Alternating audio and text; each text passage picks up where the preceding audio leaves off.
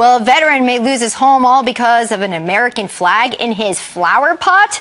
A Florida Homeowners Association has declared only plants are allowed in flower pots, and they fined him more than $8,000. If he doesn't pay up, they could foreclose on his home. They said it's an unauthorized object going in a flower pot.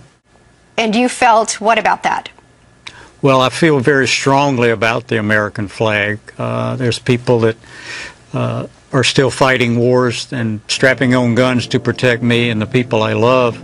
So currently you are being fined for having an American flag in a flower pot, $8,000, so much you owe, that if you do not pay this, because you want to have the American flag proudly displayed in your flower pot, what will happen to you? They will file a foreclosure lien to take my house.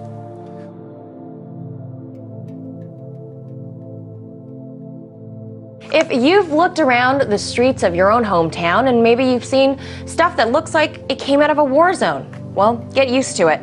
A new report by the ACLU finds that police forces throughout the U.S. are arming their law enforcement agents with weapons and tactics of war. Weapons and equipment that's specifically designed for the war zone is flooding into local police, and so when they have it, they're going to want to use it. When police officers are looking like looking like soldiers, acting like soldiers, they're going to start to see everyone around them as an enemy instead of people to protect and to serve. And so that sort of keeps the cycle going of violence.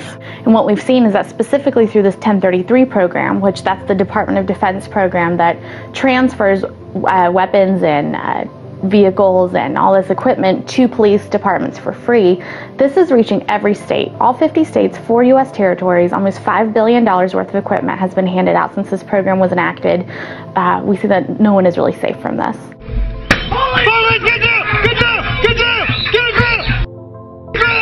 Video we rarely see. Fort Worth police on camera raiding a drug house. But tonight, a family says this video raises questions about the death of a man inside. Police used a taser on Jermaine Darden during that raid last May. He died, records show, of natural causes. But his family says his civil rights were violated. Like a lot of drug raids, police bust in without a lot of notice. But for the man in the white tank top, things go from bad to worse quickly. Stop moving! Fort Worth officers suddenly deployed tasers, striking Jermaine Darden twice, moments after coming in. Here it is from another officer's camera angle. Even now when I watch it, I break down because I don't see where there was a reason for him to die. Darden's sister says the police video shows what their family suspected all along. The man who suffered from asthma was roughed up by officers for no justifiable reason. There also was a delay in getting paramedics to the scene. We don't have an active caller. A MedStar crew stationed only a mile away had to be requested 3 times. Police did find drugs at the scene and kids in the house. But Darden's family says despite that evidence, the camera footage itself is evidence there was no need for him to die. A newly released report from the ACLU claims police departments across the country, including here in New Mexico, are acting too much like the military. The report calls out police for using military gear and SWAT crews in situations that don't require them. I think New Mexico is just reflective of the trends that we're seeing nationally. For ACLU New Mexico's director Peter Simonson, the lines have blurred between wars overseas and police forces on the streets at home. Police departments in New Mexico and across the U.S. have become more aggressive, particularly with SWAT teams. Simonson says departments have also increasingly become geared up with U.S. military equipment. An Indiana woman accusing police of excessive force now, and surveillance video right here caught the whole incident on camera. Tabitha Gentry says police forcibly stripped her after an arrest for a misdemeanor. So you can see they left her naked in a jail cell for hours. Gentry says the officers pepper sprayed her through the door when she yelled for clothes, and then they completely humiliated her, forcing her to walk through the jail naked. She was forced to the ground. Her clothes were forcibly pulled off her body by both male and female officers, and then she was left naked in this cell for 7 hours.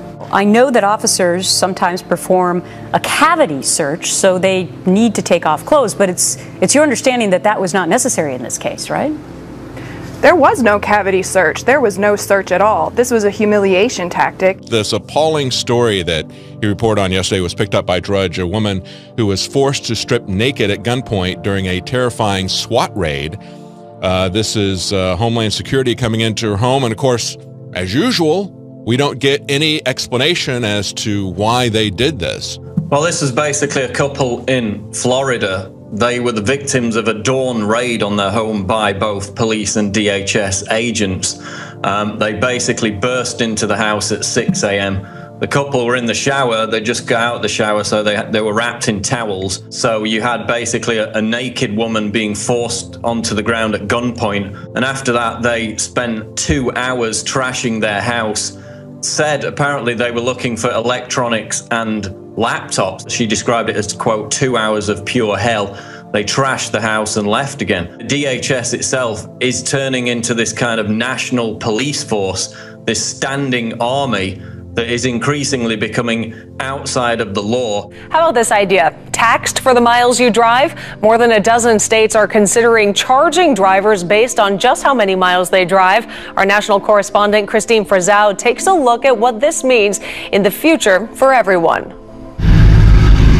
It's called a VMT tax, for vehicle miles traveled. Soon, thousands of volunteers in Oregon will have mileage meters installed in their cars. And at least 18 other states are considering the program. Instead of a toll, it would act like a user fee. The more you drive on the road, the more taxes you would pay. Dan Mitchell is an economist and senior fellow at the Cato Institute. He says the other major issue is privacy. A GPS monitor in your car could record not only how many miles you drive, but where you go and when. Mitchell warns it could be a slippery slope. But first, your privacy could be on the line as aerial drones with cameras become more popular. I'm Marnie Hughes. And I'm David Rose. A Seattle woman found that out the hard way this weekend when she saw one hovering right outside her window, 26 floors up. It was 7:45 Sunday morning and Lisa Pleiss was fresh out of bed. She saw something strange hovering outside. And it was actually quite large. I could tell, or it appeared that there was video cameras on it. So that's what kind of caused me alarm, because I wasn't particularly dressed for a camera. And I went back out and looked and went to grab my camera, and then it like swooped away super fast. Pleiss was able to snap this picture of the drone. You're already getting a great amount of these out there, and the safety is going to start to become an issue, along with legalities of people looking at their neighbors, spying on things. To combat the problem of impaired driving on the 4th of July weekend, police are turning to a new tool to deter drivers from driving drunk. The latest law enforcement strategy is called no refusal. Now, what this means is if you're pulled over by police for impaired driving and refuse a breath test, police can take you down to the station and draw your blood, no questions asked. In the past, Eugene police officer Ryan Stone says if someone was pulled over under the suspicion of driving while intoxicated, one could refuse a breath test, but would face fines and a year-long suspension of their license. Under no refusal, Stone says police will be able to file for a search warrant through an on-call judge and draw blood at the station. But not everyone is comfortable with this new practice. And it's no secret Detroit was hit hard during the recession. Now, some of the poorest residents are facing yet another crisis: no water. So far, more than 3,000 people have had their water turned off. So they've decided to appeal to the United Nations.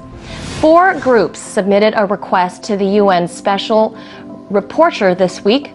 It details the problem in Detroit and calls for the UN's help. They're urging the UN to work with the state of Michigan and the U.S. government to stop the shutoffs and restore service and make water accessible and affordable. As federal agencies stand down to what can only be described as a total collapse of our borders, the United Nations is preparing for a massive civil breakdown right here in the U.S. And they have accelerated their plan for global gun confiscation after the imminent collapse of our country, even going so far as posting job offers for commanders who will be trained to seize guns, and I quote, from the civilian population. Oh man, we've been warning you about this for a long time. We've shown you the official documents. I mean, this is what the UN does.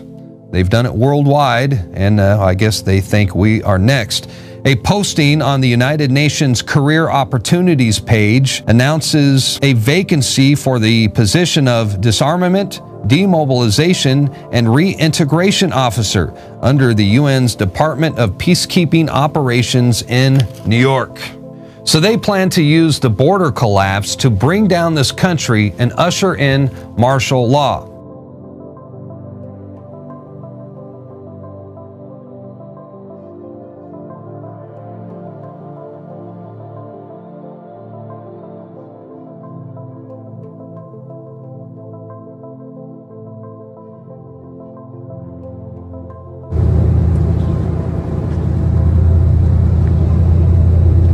Here in Dallas-Fort Worth, Texas, riding down 183, we've got armored UN vehicles.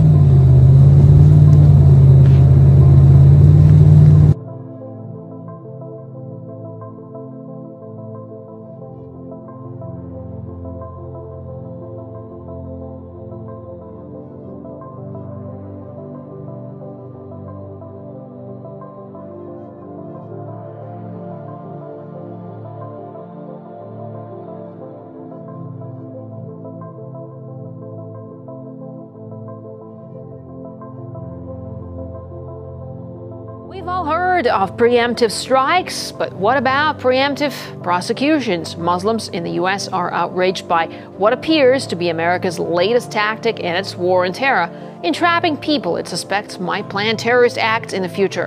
Marina Portnoy explains how almost 95% of convictions for this crime are the result of FBI provocations. The FBI used an agent provocateur to recruit vulnerable individuals, luring them with cash and coercing them into carrying out a terrorist attack that was set up by the FBI. It seems like politicians know an awful lot about potential strikes here on U.S. soil, whether it's Lindsey Graham talking about how nukes could potentially go off in South Carolina. So you go from guys like Lindsey Graham talking about this to Obama, and he said that his biggest concern is that a nuke could go off in New York City. And it's not just nuke concerns. We have Senator Feinstein coming out and saying that there will be plots to kill Americans. So this is where I think we need to build our intelligence to see that we can disrupt a plot in this country before it happens, because there will be plots to kill Americans. One of the things I worried about 12 years ago and that I worry about today is that there will be another 9/11 attack, and that the next time it'll be with weapons far deadlier than airline tickets and box cutters.